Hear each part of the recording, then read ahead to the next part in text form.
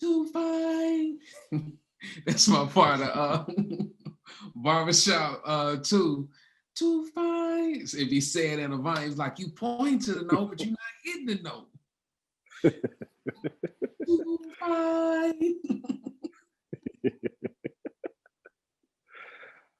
Oh man. Here we go. All right. Yeah. Got eye boogers. All right. All right. Yeah. How you gonna say that right before? What? Eye boogers? Yeah. Oh man. Oh. All right, bet. Oh. We can hear some running room once you start. Wait a minute. Oh, you It's been already recorded. No, I just hit it maybe a okay. minute or two ago. You ready to hit the welcome? Right. Welcome. Oh. All right. Green dot. That's the friend. Can I zoom in a little bit? Nah, just make the size bigger. All right. Good. So we take them bitches up to. You need that action. Right there. Yeah. That's love. That's love. Oh man. What's going on, good people? This is the We Come As Equals podcast. You need to hit your joint. I'm Q. I got Jay here. Yeah, you hit your joint. I was waiting for it. It ain't even come. Okay. Yeah, right. I overthought it. I got one job on the intro. Actually, two. Yeah. I'm Jay. That's it. I'm out. Sit still and frame. That's what I got. Oh man. Hey man, guess what, y'all? We here, man. This is the We Come As Equals podcast. You didn't want to get it that time. You already know I was circling back. No, you got to hit me with the what's going on. It ain't real. Nah, you got to give me the real one. What's going on? All right, let's try this one more time. Here we go. What's going on, good people? This is the We Come As Equals podcast. Yeah. Back with you once again. Everyday people having extraordinary conversations. Is Q. I'm Jay. That's the second one, right? Yeah, I'm out. I'm good. Intro done for me. Oh man. And actually, you know what? Let me restart. Yes. Yeah. We'll be able to cut that part out, and then keep those little. They can be off the boop. They can be off. Exactly. Oh man. I was gonna hold line, like hold the line. Hold the line. That was my energy. I was not. I'm like, I'm forgetting to look at the green button. I'm like, stop it. Look at the green. Look at the green. Look at the. Stop it. Like, we were gonna push through it though. We would have gotten there. Yeah. As soon as you said, yeah. Oh man. Okay. Here we go. What's going on, beautiful people? This is the We Come As Equals podcast. Yeah. Back with you once again. I am Q. I'm Jay. Yeah, we are everyday people having extraordinary conversations. It's so good to see you. We are feeling good. We got our energy together. We had a good laugh prior to this moment that you all are seeing right now. So it really put us in a good spirits. And I think we're going to need it to help us balance out some of the conversation that we're going to have today. Yeah, it might be a little bit heavy. It might be a little bit vulnerable. Might have to get open. Might have to share some aspects of just how we're feeling and how we're experiencing this moment and this time. But I think it's going to be soup. What do they call it? Chicken soup for the soul? Yeah. It's going to be good nourishment for our soul. So, just getting right into it, and we're not even going to beat around the bush, and we're just going to hop right into it. This conversation today is a discussion around loneliness, around isolation, around solitude, around distinguishing the difference between loneliness and being alone. There's a significant difference between the two. Mm-hmm. just our thoughts on the impact that the pandemic has caused uh, in heightening all of those feelings, Yeah. and in particular, us finding ourselves in this period of moving close to the holiday season, Mm-hmm. and individuals dealing with seasonal depression, Mm-hmm. wrestling with a wide range of emotions, not just depression, but trying to figure out how to cope with all of the emotions during this time, on top of the fact that there is a major global pandemic that's happening of the Mm-hmm. likes that we've never seen in our lifetime. It's Right. happened over the course of history, but we haven't seen it in our lifetime. Right. Right. And it's a lot of things, but it's almost like this teachable moment. Like I'm learning. I'm learning a lot about not just myself, because maybe we have to do that all the time, every day, but just learning a lot about people and my family, and gaps in our connections, and microaggressions, and what it looks like to just follow a trend blindly, because that's the only thing that makes you feel something. Like Mhm. I'm just learning. I'm learning. And I don't think I'm alone. Would you say like you feel like you're learning some stuff too during this moment? Yeah, and I was going to ask you before, but yeah, I'll respond to that about what I've been learning too. But I wanted to ask you, as you were talking, I was saying to myself, at what point did the learning begin this year? Did it Mm. did I find myself, or would I consider myself having excuse me, and we're going to talk about that experience that just happened too, um, and how that experience manifests itself, like when you're in public, and this idea of proximity. Oh wow! Yeah, I didn't catch it, because yeah. All right, that's tight. yeah. Yep. But during this time, I mean, we are going into, what do we say, month number 7 now? No, month number 8. Mm-hmm. Yeah, we're in month number 8, and I had to pause as I was listening to you to determine if I would honestly say that in month number 1, which would have been March for us here in the US, would have Mm-hmm. been March, late February, early March, if I had postured myself in a learning posture, or did Mm-hmm. I consider myself to be in survival mode, like your fight or flight responses That's kicked good. in Yeah. during that time.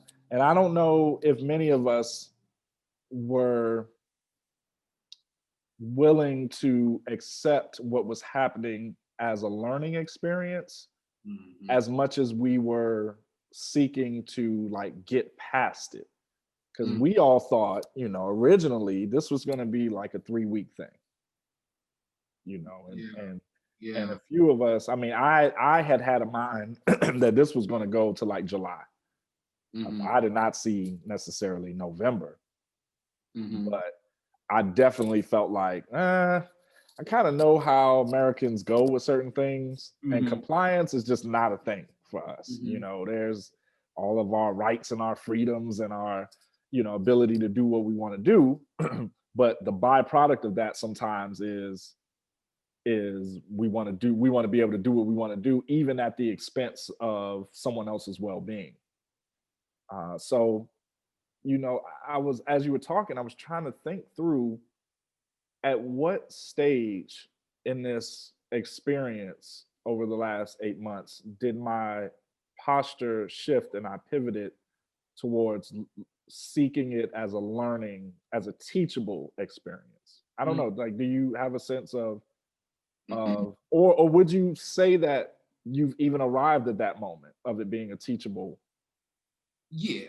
I mean, Yeah. I had just made that assumption, but I didn't even ask whether that might even be true, because that may not be true for everybody. Mm. So I like what you did, because it makes me I don't know. I have to kind of unpack in myself if the fact that I'm learning something in this moment means I truly consider it a teachable moment for me, as opposed to a moment of tragedy or a moment of disheartenment, just a disheartening moment, I should say. Um, And it could be both, you know, it could be both disheartening and teachable. Yeah, yeah. But I think okay, so to get at an answer for me, I must admit it was not a teachable moment at the beginning, as you said. It was not. I didn't see it lasting even this long. I didn't think we were in it for the long haul like we are currently. Um, hmm. I was just surviving. I trying to keep a cool head, just trying not to lose my shit. Mhm. That's all it was. I wasn't doing a lot of processing.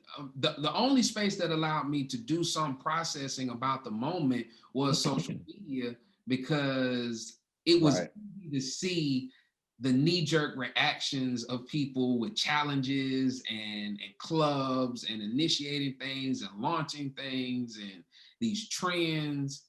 And I said, okay, I'm learning something about others in this moment. Well, others on social media, but that was about it. Right. It it happened. It happened just a few months ago, if I'm honest, maybe just a month ago, that it sunk in like, oh, we're here. Right. We're here, and it's not that the future is uncertain.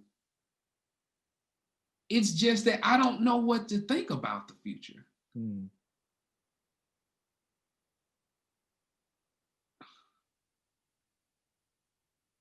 I don't even know if I want to think about the future because of what it could look like. You're saying in a negative way? Yeah, Mhm. yeah. In a yeah, yeah, in a negative way. And it's like I don't, and I think maybe a lot of us maybe have not named it as that, but that pushed us to just do things that made us feel good. And so it's almost like we it's almost like we got overconnected Mhm. to try to make up for some of that wrestling that, for me, I didn't even want to admit it. I just didn't have space to admit I'm messed up. I don't know, what the future holds. I don't even know if I want to think about what it could possibly hold. Yeah. Mm. Yeah. Yeah. I want to come back to this point about being overconnected. I would Okay. say that I've learned, I've learned in like phases and um, almost like concentric circles, Mm. like like learning. I've learned at the exact same, and all like again, all of this is happening at the exact same time. I've Hmm. learned Hmm. about myself. I've learned about my relationship. I've learned about my family. I've learned about my community. And Hmm. then I've learned about my community, Big C. Hmm. Uh, I've learned about the public.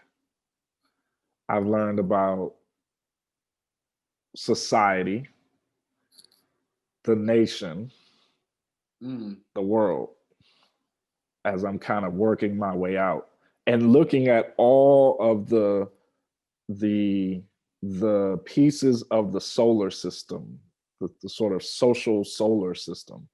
That make Um, your universe. exactly. Yeah.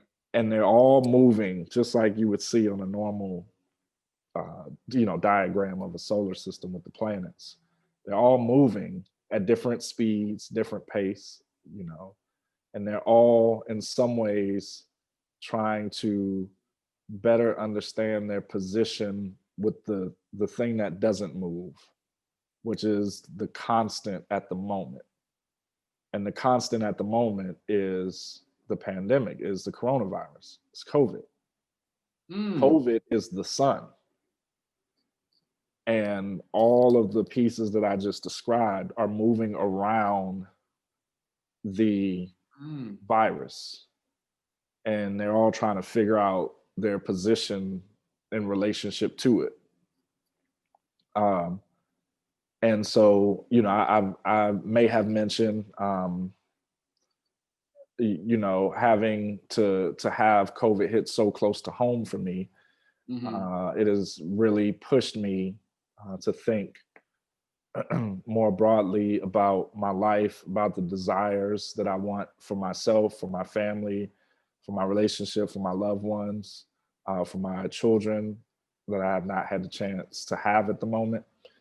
And then also the sort of frailty and fragility of time at the same experience of like, man, this could all end tomorrow.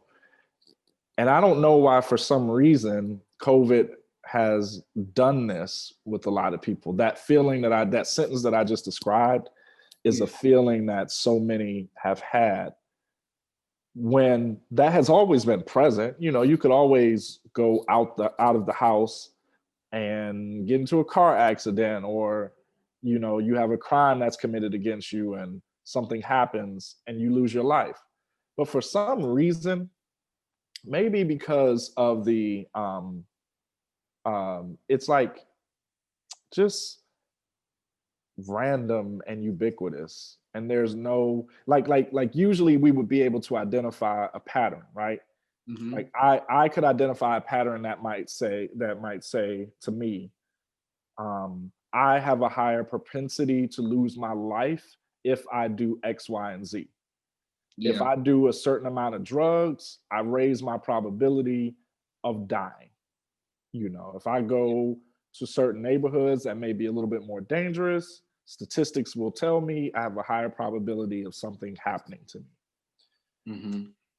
And something about this experience, the randomness of it, the ubiquity, the fact that it's just so, just whatever, anybody, anytime, any age, any pre-existing conditions, no pre-existing conditions. No side of the country, rules that we know of right now. Like, right, what the hell even is this? right, How do you fight the shit? right. Where you have something like, you know, Listeria or E. coli, it's usually connected to food. And you know, okay, you know what to do. Don't eat the lettuce today or for the next 6 weeks, and I'm good. And it affects the lettuce industry and everything around that, but it doesn't shut down. You know what I'm saying? Right. So having to wrestle in that solar system and then negotiating that same space with all of the other planets that I just named, it's taxing, and it creates its own level of fatigue and weariness and like lethargy. It's almost like your shoulders are heavy, as if you're wearing very wet, soaked, damp clothing. That feeling. Like if you just jump in like the lake or a pool or something, and then you get out and your clothes, you jumped in with your regular clothes on, and you get out and your clothes are just draping on you because they're filled with water. And that heaviness of like, you know, you having to now walk with your clothes dripping everywhere. That's kind of how I'm seeing people move in this space. And so, just like you said, what do you take from that when you made the statement about the future? our desire to move past it, it's always about getting past it.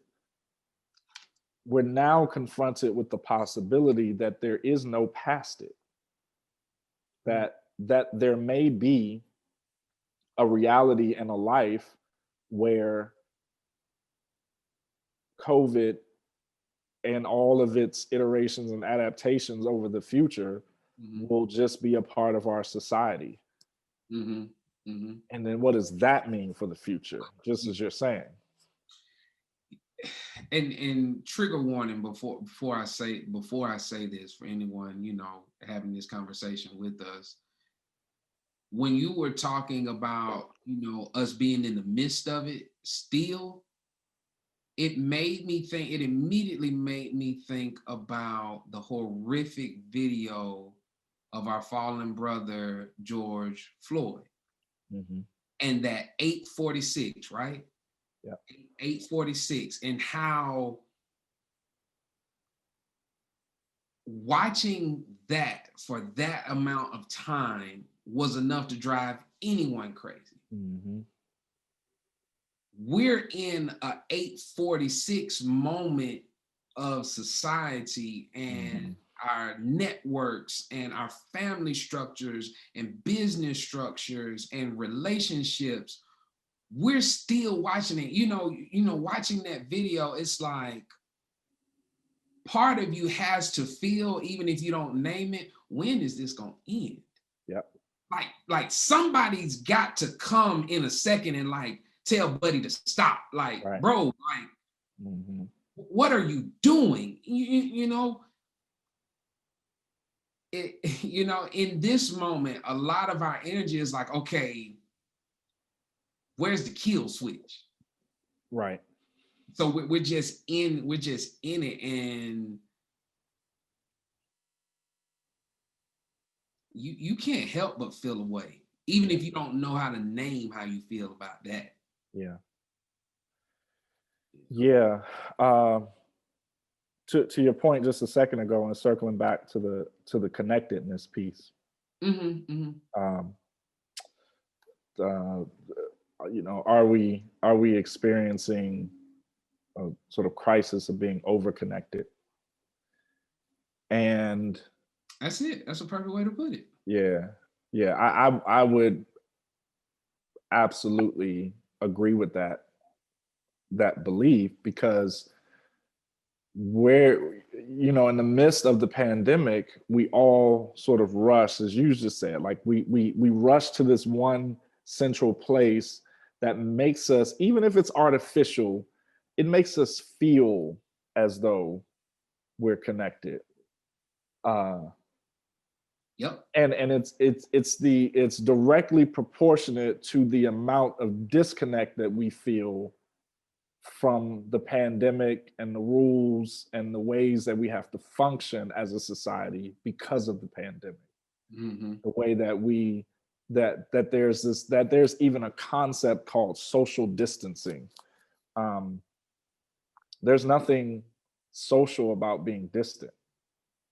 You know, there's nothing it's almost like the social piece is the way that it's palatable for us. Yeah. The way that the concept itself, that we're able to digest it, we tag like social media. Right. Exactly. Like it's media because it keeps us connected, and you know, whatever the case may be. Yeah. And you know, that's debatable. Absolutely.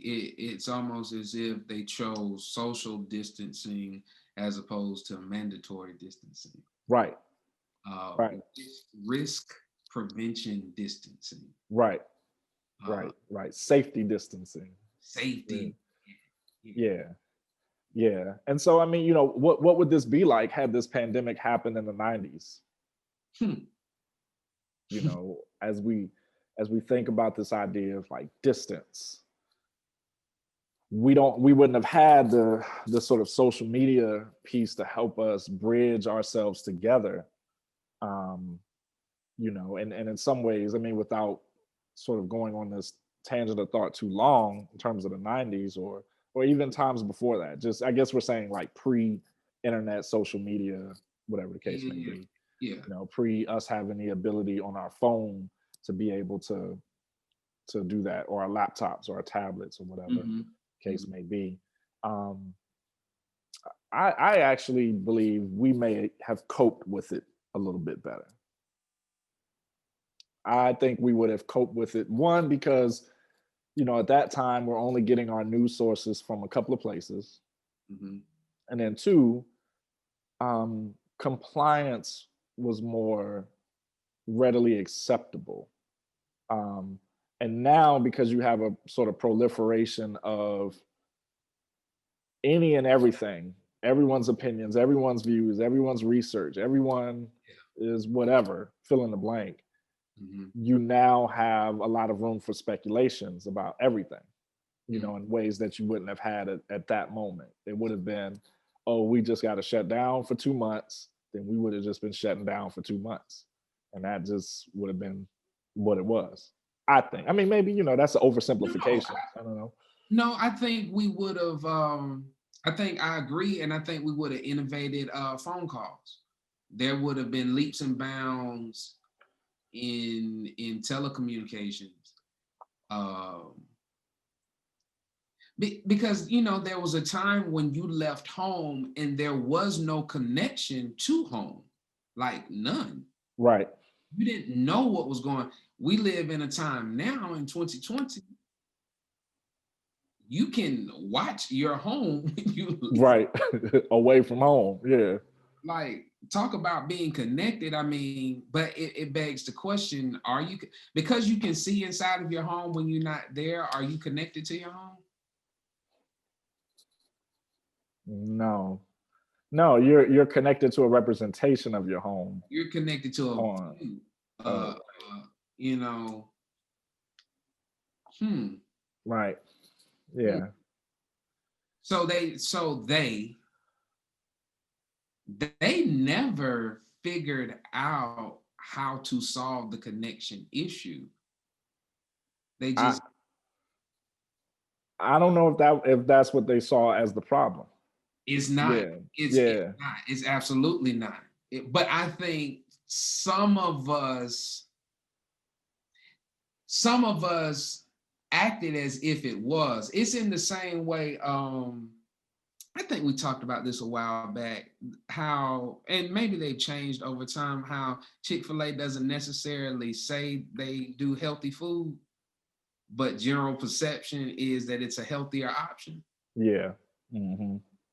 They didn't do that. We did that. We did that. Burger King had the same thing happen with the Impossible Whopper, and somebody tried to sue them because they tasted meat on the patty, and Burger King said, "We never said the sandwich was vegan.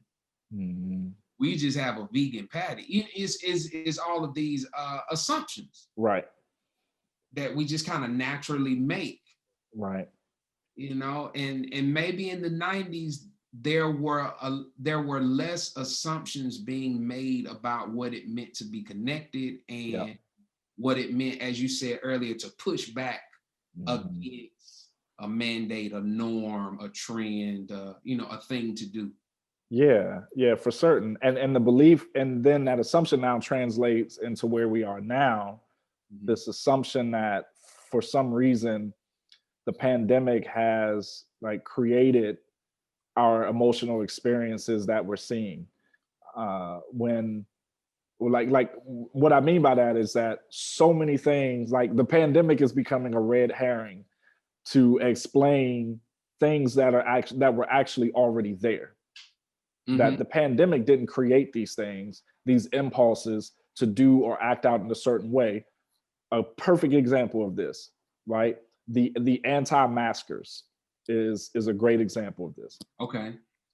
The pandemic did not create this world where there are these people that are willing to punch someone in the face because somebody asked them to put on a mask. Those emotional experiences were already present, and it just took the catalyst of the pandemic to bring them to the surface. They were already there.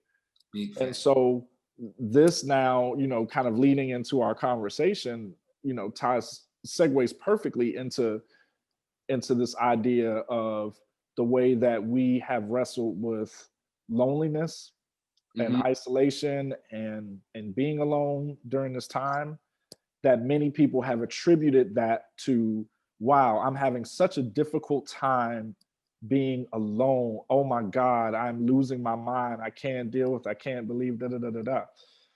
And attributing it to the pandemic as you are the reason, you're at fault, Yeah, pandemic, COVID, yeah. for It's a why. scapegoat. We're scapegoating on the Exactly. pandemic. Yeah. Exactly.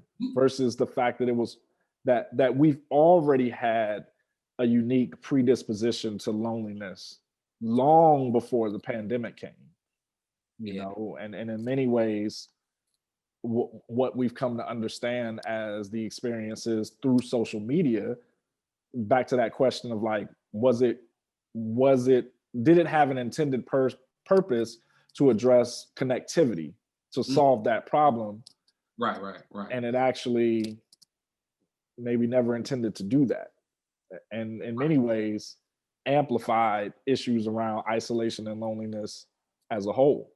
Yeah. Yeah. Yeah. Because, right, because social media absolutely highlighted the fact that I am, hypothetically, I am self-absorbed to the point that I live and breathe on the amount of likes my content gets, Right. because in real life, no, I don't feel like anyone likes me. Right. Right. The pandemic did not do that to me. You know what I'm saying? Right. Hypothetically, did not do that, was already there. Right. You know what I'm saying? Right. To your point, I think that's a beautiful point. Right. Right. And that, as we talk through it, man, it raises these questions about the true nature of depression, right? And depression specifically tied to the pandemic, to the amplification of social media, to Hmm. to all of these things that we have come to experience even more so over the last 8 months.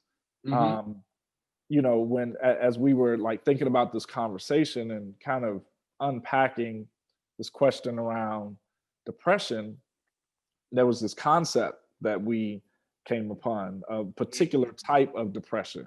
Yeah, that's Uh, wild. yeah, Yeah. it's called anaclitic depression. And once the more that we started to really unpack this concept of anaclitic depression, the more that we were like, it was almost like this light bulb moment of, oh my God, like the world is experiencing this as an unintended byproduct of social media. And now even, more, greatly amplified through the pandemic. Just to be helpful, let me read the definition. One definition that I think is a powerful one that really captures it. Mhm. Anaclitic depression is, and then thinking about in terms of like social media, everything we just talked about, right? Mhm. Depression involving interpersonal dependency. It is characterized by intense fears of abandonment and feelings of helplessness and weakness. Depression involving interpersonal dependency, which is characterized by intense fears of abandonment and feelings of helplessness and weakness. And if I can't figure out a better definition for what we see every day on social media, is that. So I mean, I don't know, it begs the question, like, have we all been in a haze of anaclitic depression for years now? For years. But there was enough stuff going on. There was enough noise. There was enough uh, distractions that we never had to admit it like that. We didn't have to look at it like that. We didn't have to say it like that. We could just Mhm. say, I'm going through a rough time. Yeah. But what happens when the whole year is a rough time? Yeah. Yeah. And the power of unplugging. It's such an underrated. It's an underrated process, but it's become a cliche concept at the exact same time. Because people kind of talk about the language, but not really. Like a lot of folks don't really unplug like that. You know what I'm saying? It sounds good to say, Yeah. like fasting. It sounds good to say until you practice it and then really see if you're gonna follow through with it. When that first headache hit, because Right. body's going through withdrawal from the sugar. Like, Exactly. Exactly. did nobody tell me about this? Yeah. Yeah. Yeah. So man, like, building off everything that we just said, um, how do we wrestle with loneliness in the midst of that? And then thinking about wide range of people that are experiencing that right now, Mhm, not being able to be with their loved ones, people that they care about, mhm, or friends or colleagues or whatever the case, if they have to telework. mhm. Or on the other side of that coin, what if they're in a house full of people and they're still wrestling with loneliness? What if being in a house full of people actually communicates to you more that you are lonelier now more than you've ever been? Because the assumption is that, Mm, man, if I just spent more time with the people that I love and care about, yeah. I might not feel as lonely as I do. And then what do you do when you have 7 people in your house and now it's like, man, it ain't been them the whole time? Yeah. Bro, that makes so much sense to me. But I can almost feel someone maybe even struggling, like, is this really loneliness when I'm not alone? Hmm.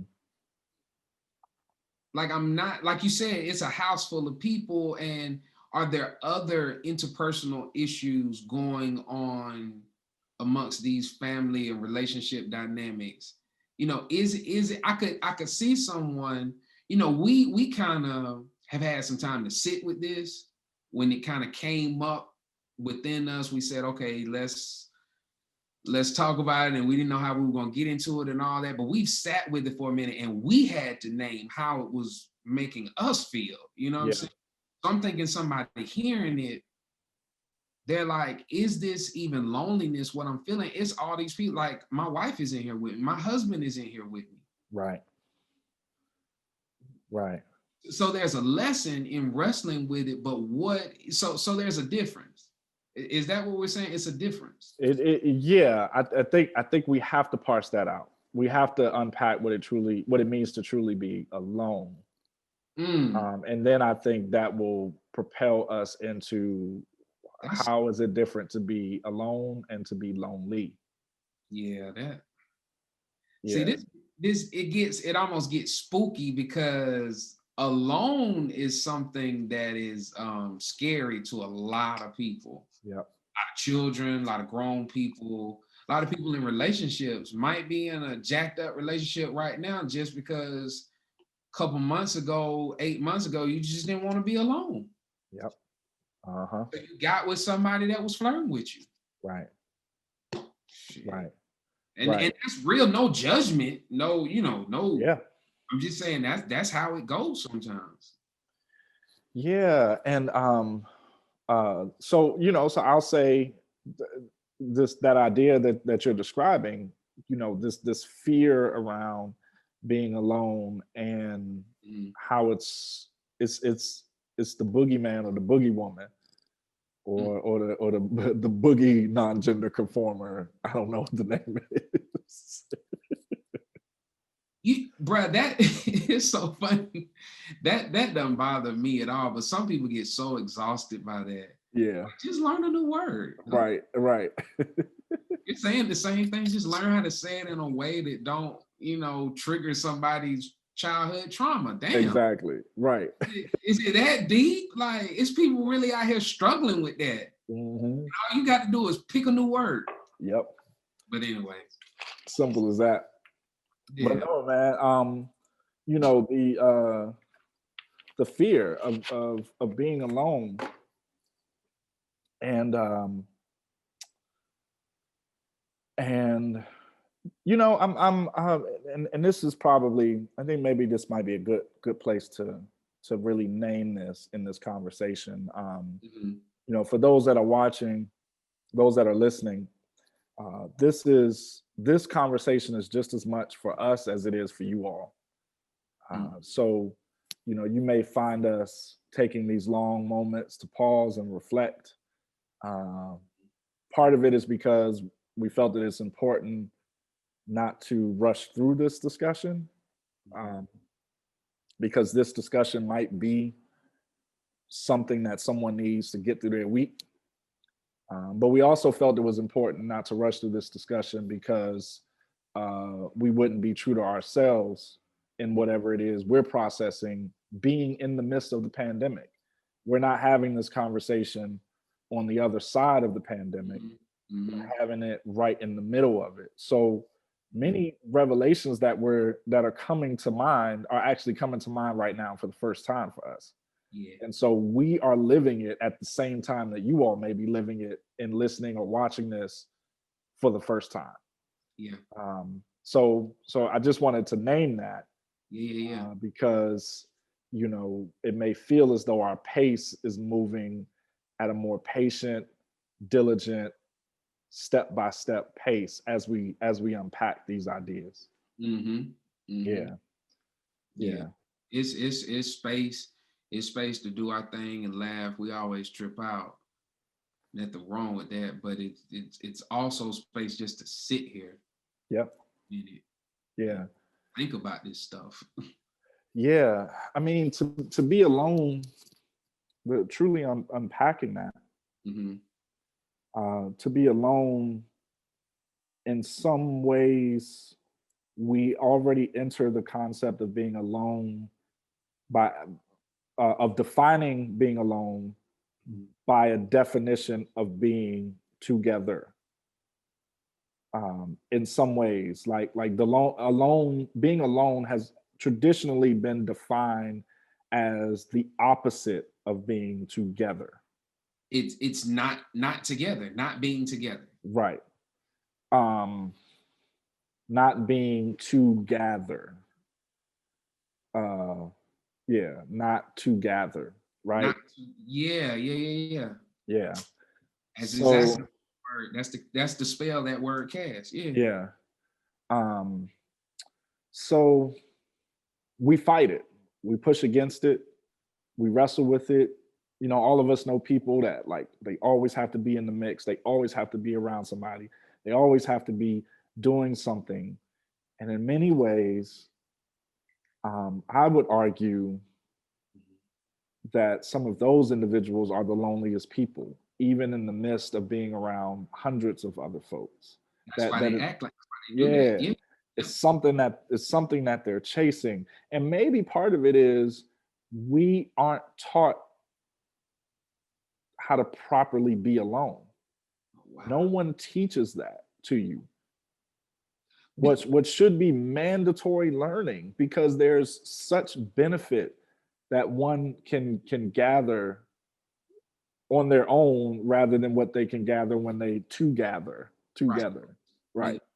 Right. Yeah. Right. So like we were taught alone is not together, not together, as opposed to alone is being together with myself. Yes. Getting together with myself, that's being alone. It's not alone isn't we haven't given action energy to alone. Not that I've never heard anyone use alone as a verb. Like I've never heard someone say I aloned you. I'm aloning Mm, my situation. I'm aloning my trip. And yeah. in our vernacular and in our language and the way we use our words, we tend to do that with certain words when it's more effective to convey the message. But alone is something you are, it's a being. Yeah. So it could be with anyone, Yeah. including myself, Yeah. yourself, Yeah. including self, you know, Yeah. as an idea. Yeah. And it's to some degree we have to put some onus here on certain faith beliefs and religious beliefs, ways that we've come to understand, what God has talked about, and this idea of it's not good for man to be alone. um the way that being alone has, in the Western context, been demonized. It's been this idea of being ostracized, of being casted out, of being Mm, made to sit in the corner by yourself. When you got in trouble in school, you had to go sit over in the corner alone and face the wall, or mm, do whatever it is that you had to do. And the kids might laugh at you. The other kids might laugh at you because you're not with us anymore. mhm. Or you come in and you're learning how to navigate social spaces and communities, and you come into lunch and you see that classic like TV show afternoon special where the new kid comes in and they sit down, and then all the other kids get up from the table, and then they Yeah, leave the kid there. And so all throughout our society we see these images, images that are perpetuated, that tells us, hey, whenever you are alone, it is a bad thing. yeah, Find some people. yeah. Find some people, hurry up, get around some other folks. Hmm. And as I've gotten older, man, the value of being alone has, quadrupled in my life. Right. At And it was minimum. same, and it was important to me as a child. I like being alone as a child, you Yeah. know. Yeah. Yeah. So, again, we get indoctrinated with these ideas. And part of what we want to communicate right now is that there's value in being alone. There's tremendous value of learning about yourself, learning about what you feel and think when everything is quiet. Uh-huh. Those thoughts that you have when you don't have the distractions of the world pulling you in 80 different directions, and you get a chance to stand still by yourself, and you can't deflect it onto anybody else as the cause for why you're thinking and feeling what you're feeling. It's just you. Mm-hmm. It's just you all by yourself. Hmm. Yeah. And there's power that comes with that. Power Mm. that comes with the acceptance of that. Yeah. Yeah. Yeah. True indeed. True Yeah. indeed. Yeah. Yeah. We've kind of experienced that a little bit, particularly as we work to develop and design new things. And anybody that has designed anything new or anything from scratch will Oh, tell yeah. you, Yeah. Yeah, I see where you're going. Yeah. yeah, like every moment of creation starts, in most cases, starts in solitude, Yeah. starts in being alone. Yeah. Um, and the process in and of itself of creation can be lonely and can be empowering as you're being alone trying to figure it out. Yeah. Because when you create a thing from scratch, it's really nothing new. But when Right. you create it in your way in this lifetime or whatever, sometimes you can't afford for people to be around. Yeah. And I heard it in a clip on social media not too long ago. It's like, you in the beginning, you might not even know what it is you're working on, not completely. You don't A lot of times you don't start off with your elevator pitch. Yeah. You just don't. I remember us, when we first got started, kind of owning the title of creative, and we were just working on that elevator pitch. That joint would not come at first. Hmm. And it was us, and we knew one another, and what I'm saying, all this stuff. And so just imagine being on your own. You might not, the only person you have to bounce an idea off is yourself. Yeah. Yeah, Yeah. yeah. Yeah. For certain. How I it goes. mean, This is how it goes. Yeah. yeah. And that's across the board. I mean, that could be And like, a woman getting pregnant, starts in the oneness with herself and the child that's developing in the womb, the writing experience, Yeah. all of those pieces, points of inspiration. You may just be in the shower by yourself and you just boom, you have this, Yeah.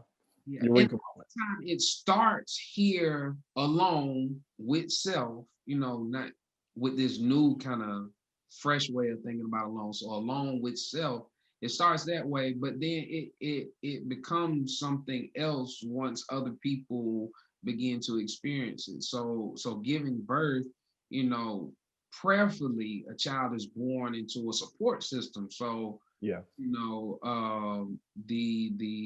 writing piece, you write it prayerfully, you ship it after you write it. Don't sit on it. And maybe this is one of those I don't know Yeah. who needs to hear this moment, like go get the book, man. Yeah. Go get the book, sis. Like it's already written. It's really like you made it through writer's block and all of that, right? You edited, well, you began to edit. Go get it. Go put your hands on it right now if you can. Go get it and do something meaningful with it, you know? It Hmm. starts lonely. It doesn't necessarily stay there. I guess Right. I'm saying. Yeah. Right. Absolutely. Yeah. But yeah, Yeah. that's how it goes. You're right. You're right. Um, Yeah. So how do we help us and others distinguish between being alone and loneliness? Like aha. we've been kind of That's teetering fine. on this Okay. definition a little bit of what it means to be alone and to be lonely, and making sure that we are helping ourselves and others not conflate the two, because they have been used interchangeably, Yeah. and that hasn't always served the best interests of each definition, each idea, each concept. We have to kind of have it in its own place. Right. Because alone doesn't necessarily have a negative connotation, but Right. loneliness usually always has a negative connotation to it. Right. You use it interchangeably, you could be casting something on yourself that you don't intend to. Yep. Hmm. I'm lonely right now. Are you? Or are you just alone? Right. Necessarily a bad thing. That could be, as you said, that could be a very, very powerful thing in your life and in your story. Right. Right. Absolutely. These concepts that you'll see, like, I don't have anybody to talk to, right? And I'm using air quotes, not as a dismissive thing. I'm using it as it's a I literal feel quote. you. Yeah, Yeah, that yeah, yeah, but I just want to name it because sometimes when people, like animal crackers, yeah. animal crackers, so I want to make sure that I'm clarifying that. But yeah, I mean that's something that you hear people say, like, I don't have anybody to talk to. I'm lonely because I don't have anybody to talk to. And like you just said, is that true? Or can you, or should you kind of shift your thinking on how you're looking at it? Like, there might be 20 people around you that are willing to have the most beautiful conversation with you about the things that you're dealing with, the things that you're going through, or just the life that you're experiencing, and you haven't actually picked up the phone to even try to see if anybody would talk to you. But I started laughing because I'm like, is it that you don't have anyone to talk to, or do you just have trash friends? Hmm. Like, maybe you need new friends. That could be very well the case. I mean, that again, but again, back to that point, if you have not adequately spent enough time alone with yourself in your oneness, you will not be properly equipped to assess whether your friends are quality or whether your friends are trash. You can't even see it. You have complete blind spots around you, Blind spots. Yep. yeah, of their inconsistencies or deficiencies or certain things that you then attribute to the fact that no one is there for you. Yeah. When and this is what's so crazy, man, about this whole, about this concept of like, I don't have anybody for me.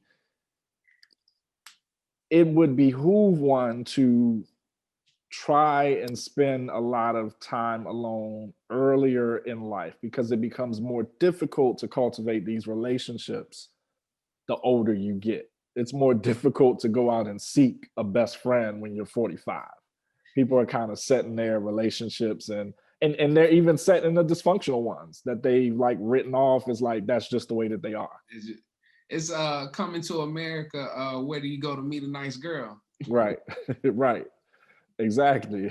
It's tough. You got to go to a Black awareness rally. You got to go. Yeah. So, um, yeah. So just being honest about where you are in the process, and about how you're looking and examining the things around you just as much as you're examining yourself. Mhm.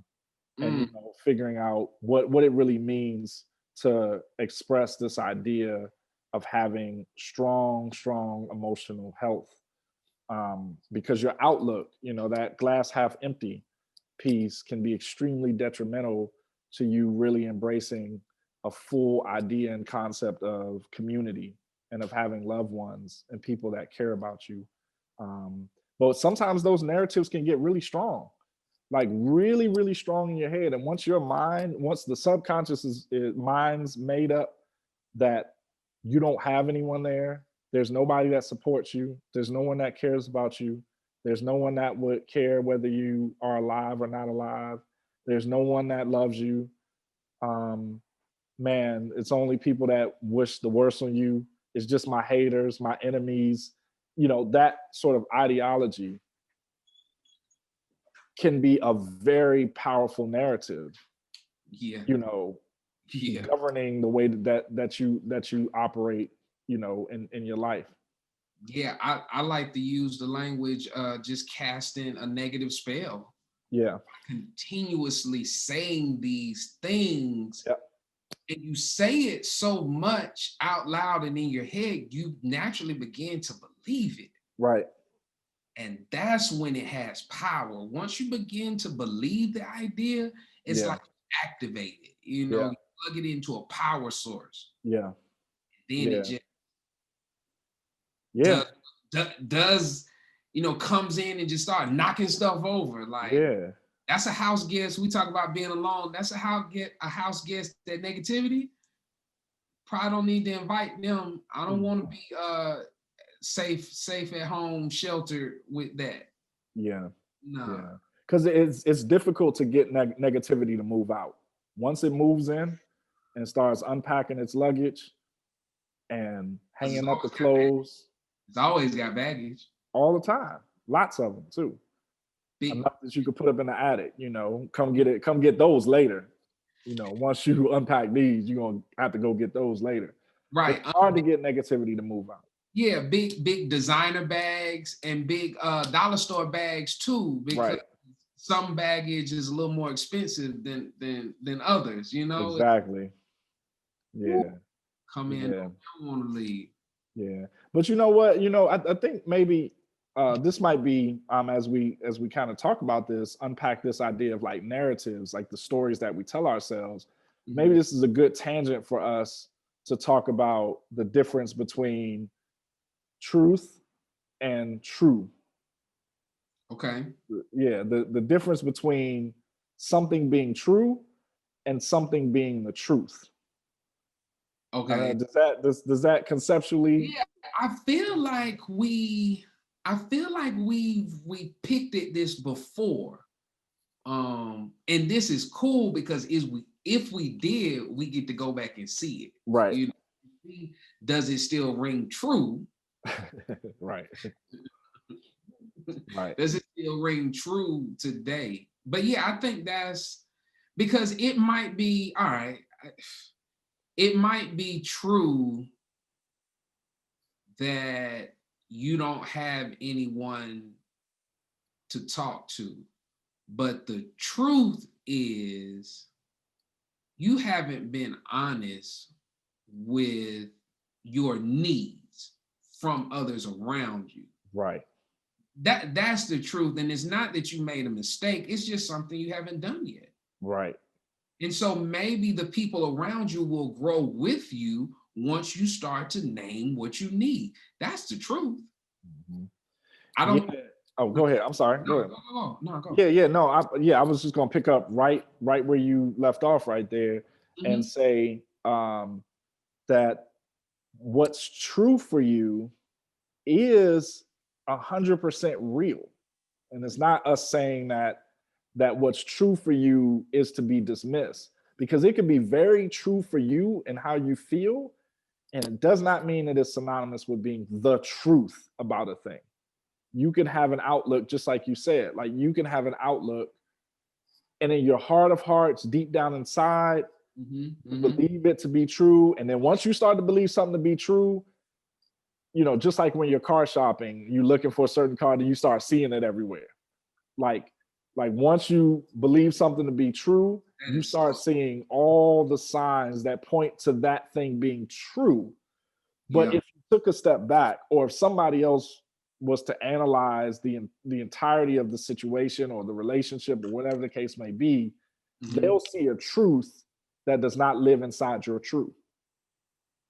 And they're finding ways to help you unpack that in a healthy way, which is why you need conversation partners. Speaking of this thing that's about distant, you also need some conversation partners that are a bit distant from your current reality and situation, because they'll help you have a vantage point that you may not necessarily see, whether that is a therapist, whether that is a spiritual counselor or a pastor, or whoever the person may be. Yeah. That could be your grandparent, that Uh-huh. could be a coworker, somebody Come. that you're in conversation with, that is at critical distance from the situation and from you, and can give you a truth that does not live inside of your truth. Mm-hmm. Yeah. Yeah. Nah. That's. Yeah. I think you need someone that you can ask openly and honestly. Am I tripping? Yep. Am I? Am I in my feelings right now? Am I tripping? Am I seeing it wrong? And it might even be with the person you're talking to. Like, look, I took something you said. Like, am I tripping? Yep. Meaning, like, that has become a part of the practice, like the everyday commitment practice, in order for us to have the healthiest version of the truth in our own lives, so that we can say very healthy, true things about our lives and the lives of others. Hmm. It's all about, I feel like it's all about doing what's necessary to get to that place of good health. Yeah. Whatever that takes and whatever that looks like, some people need to fall back, some people need to engage, someone needs to go get the book, someone needs to throw it in the trash and go do, what I'm saying, what you're supposed to. But it's all about being healthy in our thinking about what's true and what is the truth. Absolutely, absolutely. Is a fantastic marker of high emotional well-being. And just to add on to the piece that you just said about that conversation partner, Mhm, if you select the right conversation partner, mhm. this person can even see how you got to your truth, even if they can also help you see the larger truth. They can acknowledge, like, I see why you would see it like that. I see it. Because I may have taken it that way too. But let me come at it from a different angle, and say, here's some other things that I'm hearing or sensing. Maybe not even about the other person. Maybe because I may know some backstory about you, Yeah. I may say, hey, you sure this is not connected to what you told me 6 months ago? Because it kind of sounds like this is a trigger for you, and da da da da da. You're like, oh man, I didn't even think about it. Like, Right. that's the battleground for what we're talking about. I hate to invoke, violence in this moment, but that's the warring platform. That's where the swords clash, you know, right there in the mind, you're thinking, because this can happen from a conversation with someone else. It can happen with a conversation with yourself, that you Yeah. just make a decision like, oh no, that's not what it is. Yeah. And it changed the whole trajectory of your day in this particular part of your journey. Yeah. Yeah. Mm. Yeah. Yeah, for certain. And it you know, it turns, it makes, it can make loneliness rear its head in a way that does not serve us well. You know, that in a way that's not helping us to advance to the next level of our growth, the next level of our development. Mhm. Loneliness stunts our development in a number of ways, because we all need a sense of community in order for us to grow. We need to be able to put our lives and experiences, our perspectives, our views, our opinions, our ideas, our relationships, whatever the case may be, Mhm. in conversation with other people around us in Mhm. order for us to best become the people that we are. And as you said earlier, when you made the comment about the trash friends, if those with whom you're in proximity are not quality individuals, or are not quality individuals for you, they're not serving the needs that you need to have served. Doesn't mean that they're bad people. They just may not be the people you need in your proximity, Yeah. which is causing indirectly you to feel, or could be, a sense of loneliness, even more so than what you already feel with the pandemic happening at the moment. Yeah, yes, yes. And they may not be the people for you anymore. Right. They have ran its course. Hmm.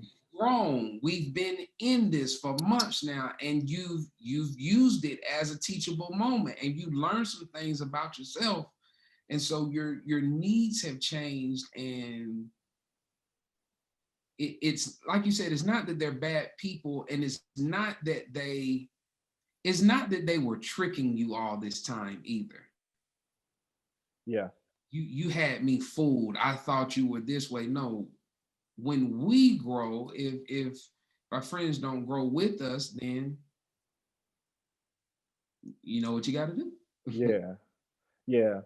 So, you know, we've spent a lot of time talking about what loneliness is not. Let's talk a little bit about what loneliness is. Like, how do we know it when we are in it? How do we know it when we're experiencing it? Hmm. You know, how do we know it when it shows up? I guess, you know, is my question, because it is a buzzword. It's a trigger right now, Hmm. for a lot of individuals. You know, because we are locked in quarantine, and we're on phase one. I don't even know what phase we in anymore now. I'm just like, we just out here. And then if you in our city, you would even think that the pandemic's happening. You can't tell. You Right. just can't tell in our city, like Right. Exactly. unless you work in that field. Exactly. Yeah. Yeah. So you know, I guess for us to really unpack, like, how do we distinguish between loneliness and fatigue, for example? You Right, know, right, how do we know I'm just not experiencing a fatigue of absence? right. Of like, I'm not really lonely. Um, I just want to just be around some people, Right, you know, right. or I'm really feeling lonely. You Yeah. know, how do we, I guess, distinguish between the two? Yeah. You know, not being a smart ass, but carefully. I think it takes some time, and not time in the sense like it's gonna take you a couple months to get that answer, buddy. But time in the sense like it's gonna take some intentional meditation time. Hmm. It's going to take some intentional self-reflection time, because I think the challenge that we would have trying to answer that question is it all depends on you. Really only you can answer that question. Right. I can't predict it. I can talk about it like we're doing right now, but I can't give anyone three take here are the three takeaways Right. to make sure you're not lonely. Exactly. Not on this one. Yeah. Not on this one. Maybe on a different idea, but this one depends on the decisions you make with your emotions. Mm-hmm. I can't tell you if the feeling is real or if it's just a byproduct of unresolved microaggressions. Mm. I can't do that. Hell, sometimes I can't do that for myself until I speak to a therapist. Right. You know, or I go talk to that big homie, that big homie that everybody needs. Mm-hmm. Yeah. Yeah. Yeah. What you think? Yeah. I mean, I would say, um, I would definitely echo that piece, and in some ways really ask another set of questions around, um, how much of this idea, this concept of loneliness, as we talked about with being alone, is really, um, we're being forced to hide from ourselves Hmm. a bit, or not being forced to hide from ourselves, or we've been hiding from ourselves, and Yeah. now we are Yeah. now forced to confront certain things, um, in ways that we haven't had to in the past, because we've always had something to consume our time, Yeah. something for us to do, somewhere for us to go, some event that's happening, some sort of social gathering. Somebody to go see, Yep. go be in their face, in their space. Exactly. Exactly. Nobody go see right now. Yeah, not at all. Not right now. Not at all. Not at all. And it's definitely it's the see yourself piece. It's that, it's the, I guess, as we talked about before, that love-hate relationship with mirrors. Mm-hmm. Like, in some ways, like, we love it when it shows us who and what we want to see from ourselves, and then we also hate it when it reveals the things that we don't like about ourselves. When sometimes, we find ourselves in the mirror and we feel like we look good and we got the fresh haircut, or we got, the makeup is done, or whatever the case may be. we Hey, can't we can't find enough mirrors, to be in, but let us in some ways feel a sense of self-criticism, and a lower self-esteem in terms of like our own image. yeah. We want to cover the mirrors with sheets. We run Yeah. from them. Yeah. It's cool when you feeling quarantine thick. It's not so cool when you look in the mirror like, damn, I done got fat. Like, this ain't it. Yeah, yeah, and it's It's tough. but it's this, but you put on the same weight. That's what I'm saying. Like, we're talking about the same thing happened. Yep. You doing the same amount of snacking. It was no limit on the snacking. That was you in that moment. That was me in that moment. Hmm. It's all about how you look at it when you see it in that mirror. Yeah. Yeah.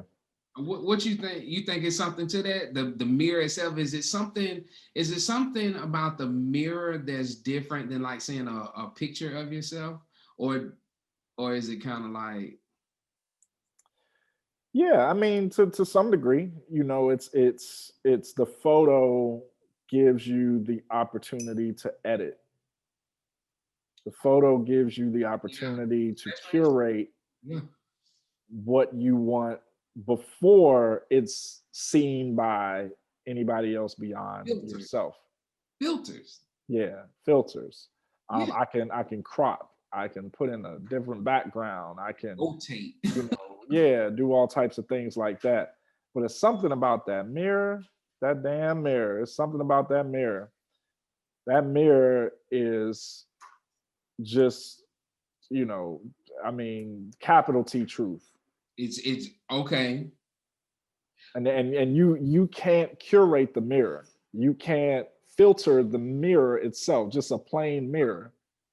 But You can filter yourself no, by trying to like put more makeup on or put a different hat on your head or whatever, versus the photo, you filter the image. yeah, You edit the image itself. So yeah. But the picture, the photo, it's true. I mean, it's you in the pic, unless you catfishing and you know what I'm saying. But outside of that, um, I feel like I lost you or you lost me. I just know the screen. I know the screen just stopped. I go. So Uh, we back. okay. Yeah. I was Yeah. about. I was like, let me start saying something good in case it's not me and they just watching me right now. You'd have been off the Hey, wrote a right. song about it. On here, Right. here you go. But I was saying the photo is true. It's you, unless I was saying unless you catfishing. Right. It's you in the photo. It's true. Yeah. But is that the truth? Are you Right. you Right. filtering me right now? Right. Filtering you Right. before you give it to me right now? Yeah. Hmm. Yeah. I mean, and so again, it just begs the question of us interrogating um what this whole idea of really being lonely is about. Are in some ways we're trying to find ourselves because we've been hiding for so long amongst the crowd, amongst people, amongst others. And Yeah. then now, oh, I'm sorry, go ahead. No, no, I was about to no go ahead, finish and then I got something because you about to go somewhere. Yeah, I was just gonna say, and now that we can't hide anymore amongst the crowd, now when it's like no longer safe to, for us to be around others, then what do we do? Right. And that's tight because I'm like, it's about proximity. Hmm. It's about closeness, but what about when it's not safe to be close? Right, right. It could be potentially deadly. Yeah, it could be deadly for sure. We dealing with it. Yeah, I Yeah. mean,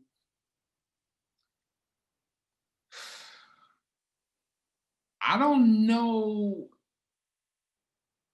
I don't know how to speak. I don't know what to do with that. You know what I'm saying? The fact of it not being safe to be close. Yeah, because that pricks me to even say that. Just to say it out loud, I think that was one of those uncomfortable laughs more so than just Hmm. I'm finding humor in the moment. Hmm. That was really a laugh to keep from beginning to shed tears. Hmm. Yeah. Yeah. Yeah. Yeah. Huh, man. Yeah, I mean, it does something to our notions and our fears of loneliness for certain. And but I guess the upside is that it doesn't necessarily mean that just because we have distance from others that we're finding ways to be closer to ourselves. Maybe part of the work, circling all the way back to the beginning of this conversation, is in terms of like this being a teachable moment, is to say, instead of me looking outwardly Mm-hmm. at the solar system, at the planets that are rotating around the sun that we call COVID, Mm. maybe I look inwardly. Maybe I look at my own Earth, my own oceans, my own ozone layer, my own clouds, my own creatures, my own all of these things within us, and take this time to really say, man, this is a powerful time for us to reset ourselves, and not be so caught up in this idea that I am lonely, and embrace the idea that maybe there is true power in being alone right now. Yeah. Maybe there is a place of growth in that. Yeah. Like, what does it look like? What does it do? If you remove COVID from center, and so instead of making it the center of your universe, it becomes a thing that exists in your universe. Because I think part of us might have an inclination to act like it's not real, and I don't think that's helpful or healthy. Yeah. But what does it look like? Is there a way? Can we make space for it to be a thing that exists within the universe, but the center of the universe becomes meaningful connections, Mm. healthy connections, Hmm. self development, finding agency, um, uncorking creativity. Yep. Yep. Uh-huh. You know what I'm saying? Yeah. All of these things, it maybe those types of energy can become the center, and then we look at the universe and the planets and the clouds and everything and say, okay, no, that's not a cloud. That doesn't even need to be in my universe. Like, that's not a dark cloud. I've convinced myself that this thing is a dark cloud in my world. Mhm. Actually, it doesn't even serve me anymore. It doesn't even need Right. to be here. I can let that go. Right. Yeah. Right. Right. Right. And figuring out how to go get those things you just named. Mm, Like where do I go to get them? Where do I begin? That may include some meditative practices. That may include try some yoga one day. You know, pull up a YouTube video or something and just try it. You know, you never know. You might discover Tai Chi or something. You might discover that, for man, real. this is the most Nah, for real, bro. grounding thing that I have needed to add to my life, rather than concentrating on the things that you feel have been stripped away from your life Right.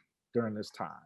Right. And not like a hobby for Right. sake of exercise or just to stay Yeah. sharp, but something, as you say, something in the vein of meditation, something that deals with mindfulness, something that Yes. deals with oneness in a very positive life, something that builds up self so that self can then be energized and be fully present with others in the middle of a pandemic. You know what I'm Mm. saying? Like, we're still in it. So we got to figure out, or it will behoove us to figure out how to get as healthy as possible, like in many regards Mhm. in this moment. What, it's water for the spirit, it's nourishment for the spirit. Mhm. Yeah, yeah. Yep. Yeah. I don't want to add anything else onto that. That was a beautiful benediction. Yeah, a beautiful benediction, man. You know what I will share is that you know, we hope that you all will join us, whether you're listening in, whether you're watching us on YouTube, Yeah. because as we mentioned, if you've been following us, this conversation is the first of three conversations, and it's really part of a conversation art. So for you to really get it, for you to really unpack it, we just need you to be patient with us and journey with us over the next, including this conversation and the next two conversations that we're going to have, Yeah. because all of the dots are going to connect in the same way that we started some aspects of the conversation here. We're going to pick up on them Yep. as we go along. So it'll be worth your while to tune in. You know, follow us online, Yeah. Subscribe. subscribe, bookmark, check us out. All the platforms: YouTube, Apple, Spotify, SoundCloud, Mhm. anywhere you can find us, Instagram, Twitter, Facebook. We are literally everywhere. Yeah. And we need your help and support to help us grow, to get in front of the eyes and the ears of people that you think may benefit from these type of conversations, and that could really be a part of our tribe too and help us grow. We want to learn from you just as much as we hope that we're able to impart something in your lives. And so our effort every time that we do this is that we do not take for granted that you have made a decision to give us part of your life that you can't get back. You are giving us your time, your energy, your attention. And because of that, we take it very seriously in the preparation that we do. And we hope that what you've traded for us and something that you can't get back, we now can replace it with something that you can take with you into the future. So that's it, man. We'll see y'all soon. That's it. Yep. Peace.